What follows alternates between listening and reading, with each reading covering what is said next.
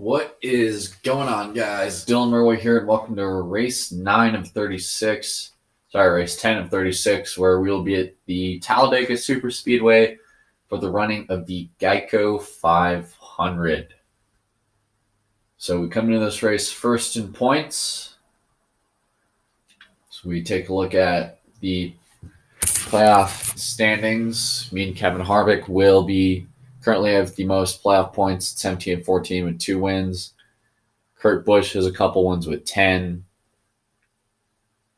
And then Brad Keselowski and Denny Hamlin have 1 win, but they each have 5 playoff points and 6 playoff points. Then the rest of them from Menard up all have 1 playoff point apiece, referring to teammates Jimmy Johnson and Chase Elliott. Drivers that currently need points to get into the postseason, which begins at Las Vegas: Paul Menard, 9 back; Ricky Stenhouse Jr., 20 back; Daniel Suarez, 49 points back; Ryan Newman, 56 back; and Darrell Wallace Jr., 61 back. And everybody in the top right corner of the screen all need a win to even think of being in playoff contention. Good thing we're going to what everybody considers the great equalizer of the sport.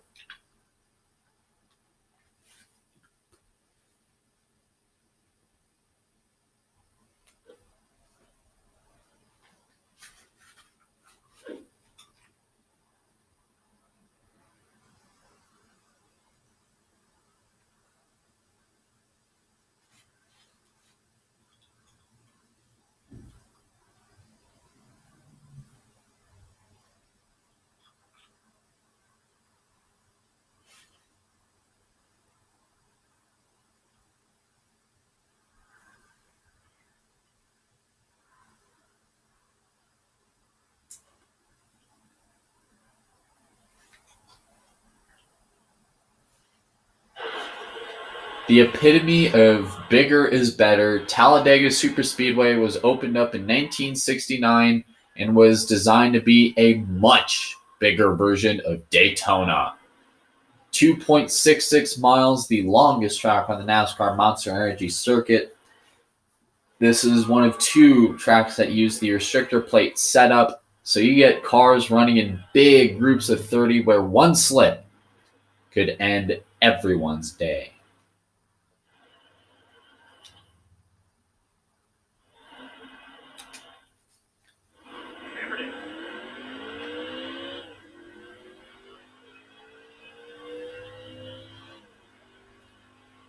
Coming off pit road, there's a huge rule. Every track we go to, you must blend in coming off turn number 2. Because there was an incident in 2008, which some of you NASCAR guys know this. There was an incident in 2008 where Kevin LePage was coming off pit road in front of a pack of 25, 30 plus cars and merged directly in front of traffic, going almost 100 miles an hour slower than everybody else, which led to Carl Edwards monster trucking him into turn 1. Hence the reason why I do that at pretty much all tracks I go to. The definition of set line doesn't really exist at Talladega. It's really just who's moving the fastest. So coming to the green flag, you just keep this thing wide open. It didn't matter where you run. You can run up high by the wall. You can run in the middle, which isn't really recommended because all form of momentum stops there. Or you can run on the bottom. It really just comes down to who wants to push you more than the other guy, and who has the fast car and who is willing to follow said fast car to the front.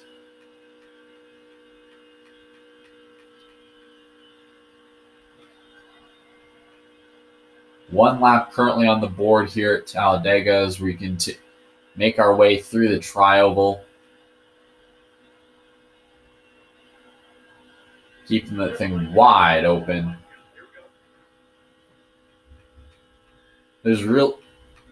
Racing like this by yourself is not really that big of a deal, but wait till you get 39 other cars on the track with you. Nose to tail and side by side. This makes I-25 look like a joyride. One slip, one accidental push to the right, and everybody can wreck. A whole bunch of people can get taken out in what is called the big one. It can strike at any given point in the pack. It can strike at any given point in the race. And when it does, pray to God that you don't get swept up in it. And how about that pole at Talladega with AJ Allmendinger starting outside in second? What a start for him.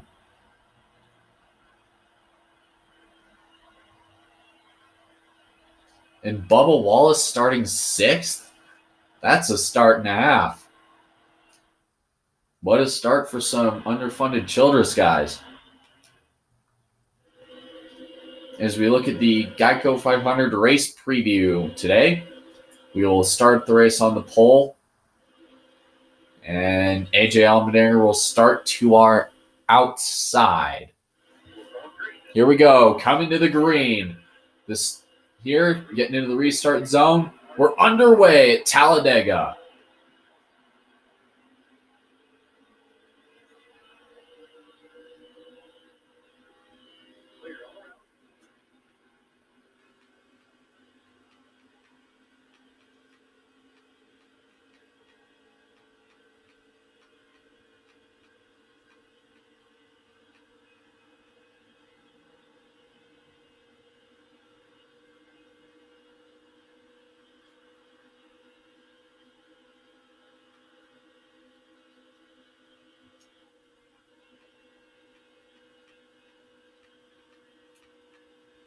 Coming through 3 and 4 already, looks like we see the entire pack already 3 wide as the top 3 are moving to the bottom. There's Kurt Busch in third, working with his Stewart-Haas teammate as Byron continues to try to gap the field.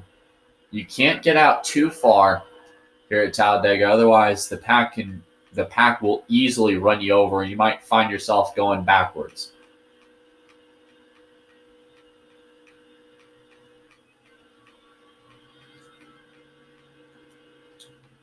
And you will have to block quite a bit if you want to win this race. As you see, Kurt Busch is on the bottom. He's currently getting help from nobody. And Clint Boyer is on the outside lane in this whole mess. He's being pushed by the 43 of Bubba Wallace. 6 laps today in today's stage. I forgot to mention that. So, as we're coming off 4, we let him slip here. Question is, who will lead the first lap? Kurt Busch by an inch. Wow. Oh, almost big moment there. That is exactly why you always pay block, and you got to keep that extra vigilancy, because otherwise, if you're in a big pack and you come down in front of somebody on a block, 20 other cars could very easily be taken with you. And how about Byron with a huge run on the outside lane? It's like he's going to need some help, either from Kyle Busch or the 43 of Bubba Wallace. Kyle Busch leaves the window open as Clint Boyer tries to look to the inside of Kurt Busch with 4 to go in the stage.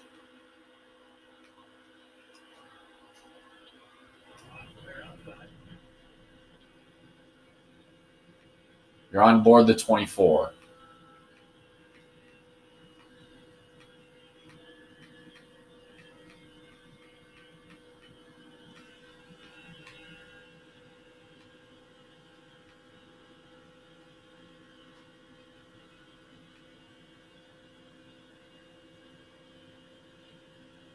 You can see the speed almost top to get close to 200 going into turn 3.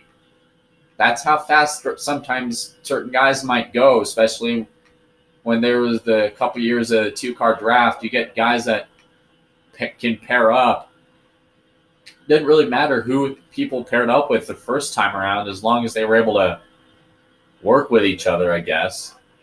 But the problem is, that's the biggest issue, is being careful on where these guys push, because otherwise one slight move to the right to try to get some air to the car, and you just spun your partner out, which that is the equivalent of dumping punch or pissing your pants in front of that hot girl you're trying to impress at homecoming.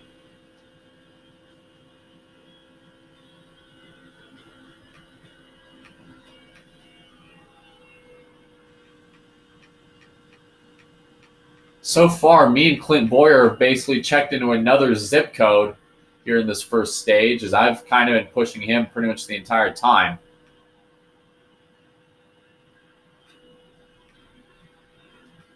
In that 14 Ford, as the white flag is out in the first stage, it has been the William Byron and Clint Boyer show.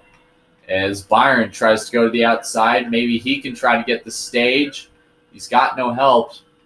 But the question is, will Boyer hold strong? And it looks like he will fall to the inside.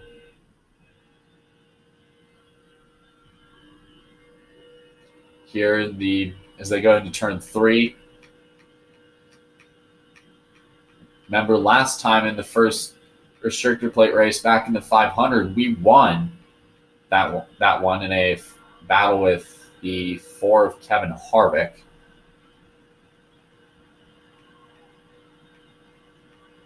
As William Byron will come and win stage number 1 here at Talladega.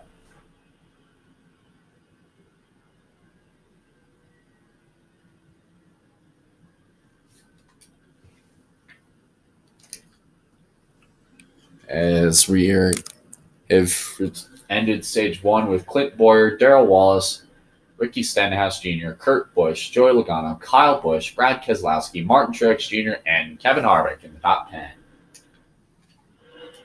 Everyone pitted that time, so it's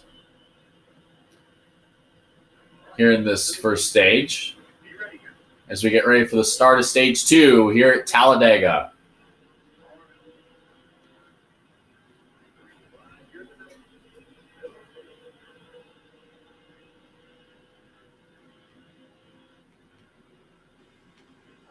How about Ricky Stenhouse trying to go to the middle lane? Looks like they're going to hang the 14 Clinton Boyer out, as he's got no help coming on the outside.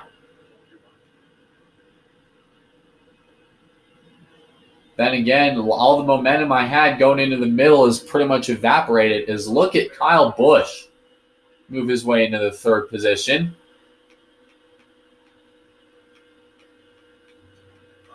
As we continue to drop back, here in 6th is Bubba Wallace is the lead here in stage 2. Contact with the 6. We're trying to fit down to the inside, get back into the single file. So far, everything's just looks incredibly disorganized. Clint Boyer is pretty much fallen well out of the top 10. 5 more laps to go in this stage. It looks like you see 14 of Boyer in the back.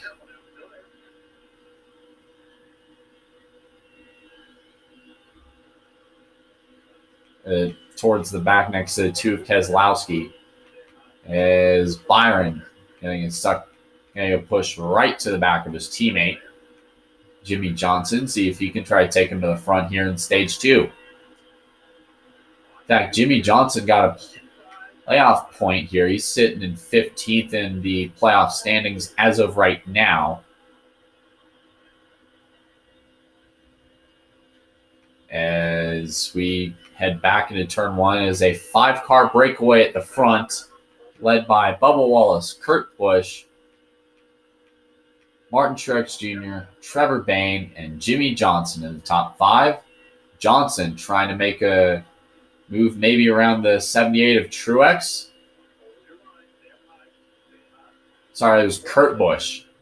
That was the black car. Kind of hard to tell because of the way the sun was sitting. As Bubba goes to the top side to block the 48, as Johnson had a whale of a push coming to the front. And look at this. Oh, almost a big moment there between Bubba and Jimmy. You saw the 43 almost come down right in front of the 48 as Johnson will get pushed to the point here at Talladega. And you can literally hear the ovation from the video game crowd because they thought Dale Jr. took the lead.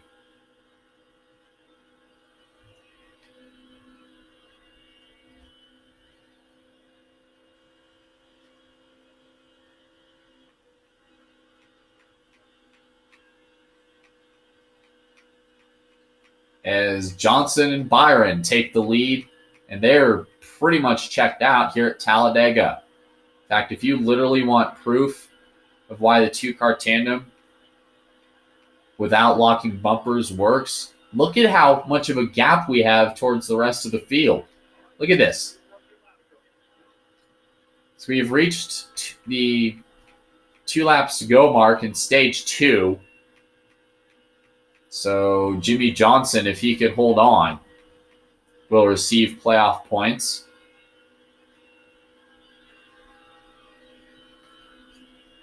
We surprisingly haven't had much talk of the big one, believe it or not. Judging by the way both this race has been, it's been fairly clean. Couple interesting moments. Me almost coming down on Kurt Busch and almost getting spun. And Bubba Wallace nearly getting turned in front of Jimmy Johnson. Luckily, up front, it was in a small group of cars. I mean, could you imagine if he did that in front of the entire field? Oh, that would have been ugly. As we have reached the final lap of stage 2, by the way, Jimmy Johnson and William Byron have pretty much checked out due to the 2-car tandem method, as Bubba Wallace is a 2.5 back from me and Johnson, the 48 and the 24.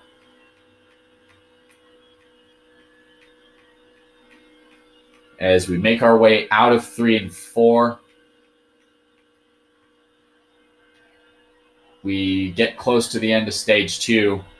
Just a reminder, stage 3 is usually at this point where things start going out the window. Jimmy Johnson will win stage 2 after being pushed by William Byron at the start and taken to the front.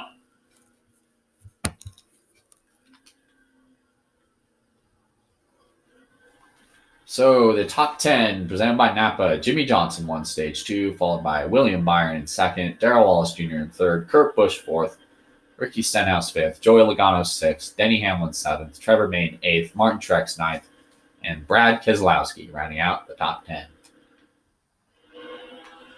Here we go as we get ready for the final stage here at Talladega in the Geico 500, which has been the Hendrick show for the most part, with brief appearances from Stuart Haas, as we have begun the final stage here at Talladega.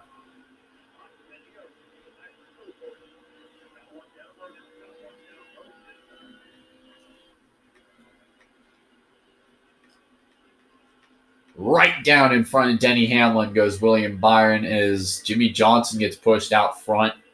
9 to go here at Talladega. Look at this. Can Bubba Wallace try to do something? A little bit of contact. Whoa, more contact. Almost a big moment there as Byron goes backwards. There's a couple spots he has to get back in line.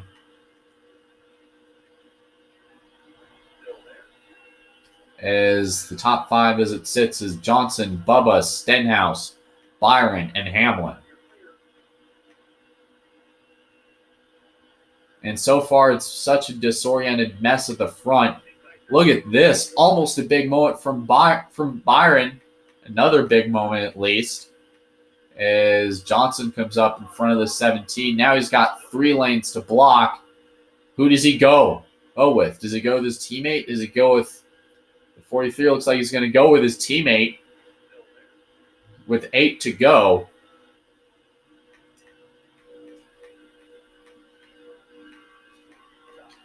Big movement here up front between these 5 cars. Whoa! Hamlin almost loses the car.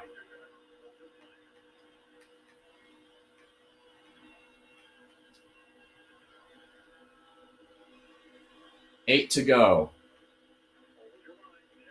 Byron, he's been making some pretty interesting moves, trying to dart from the top to the bottom, trying to see where the pack will go and who will go be willing to be pushed.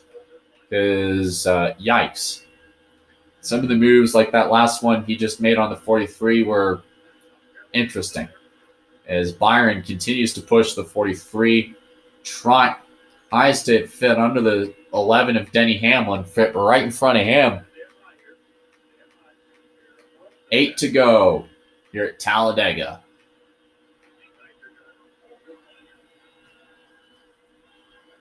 Three wide for second.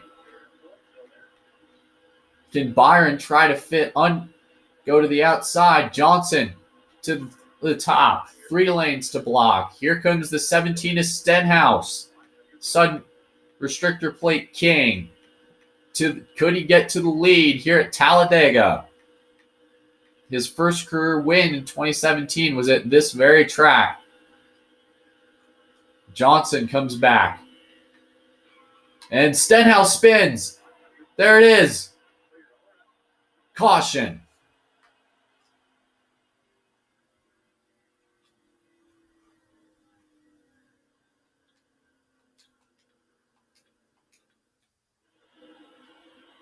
And after that first wreck, we're going to be restarting right in 26th.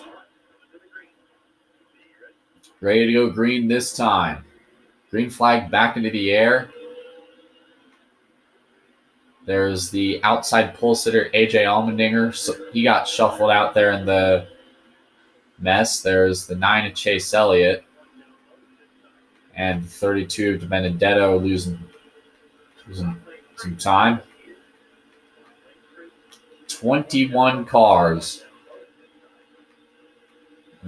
20 cars up in front of us to try to go to fight for the win. I have a feeling we may not be done wadding some cars up. There's the 2018 Daytona 500 winner Austin Dillon losing some spots, losing quite a few as well.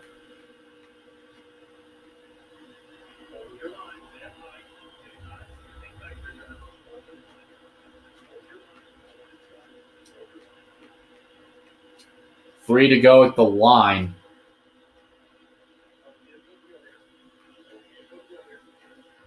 So far, it looks like Denny Hamlin is out front.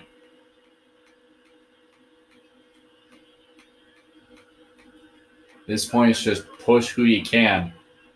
Because trying to find the right partner would be fruitless at this point in time. As Byron has a huge head of steam as he just got into the top 10.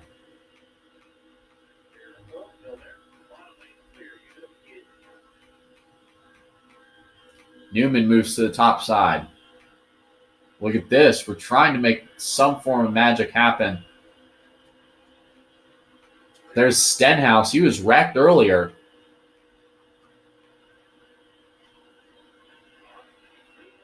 And he's sitting in 6th. 2 to go. Bubba Wallace, the first African-American driver since Wendell Scott, leading at Talladega with Denny Hamlin sitting behind him.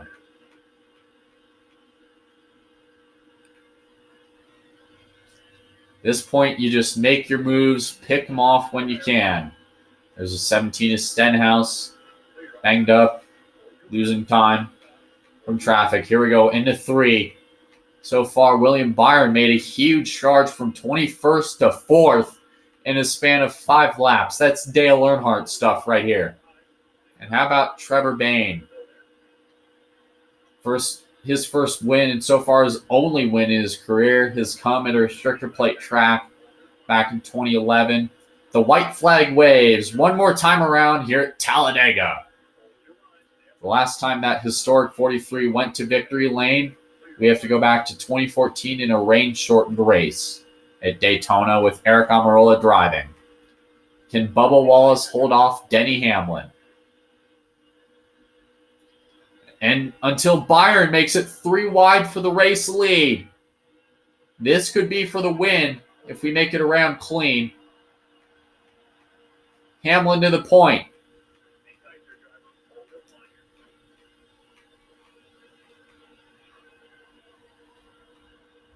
Here we go. Just remember where the start-finish line sits. It is not in the trioval.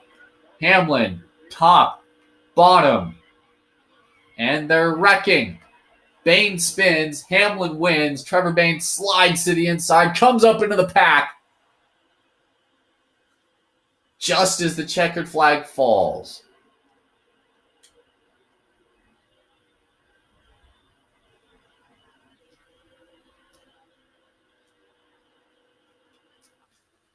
Chris Buescher was the only car that fell out of the race. Ricky Stenhouse somehow was finished 7th with how banged up of a car he had. Somehow.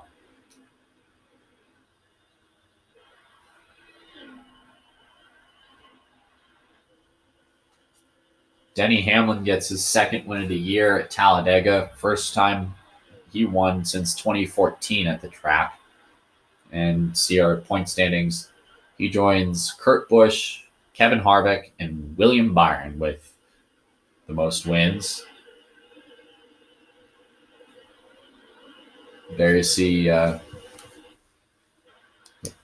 highlights.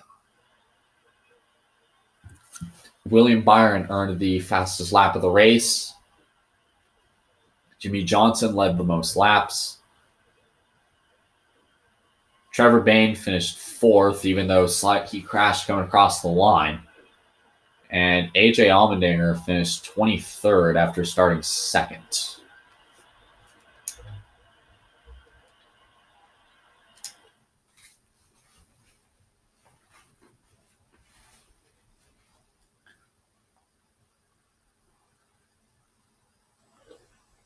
So coming into the next race at Dover, we will run the... Oh, crap. Well, we're going to be running the Exalta car again. See you next time.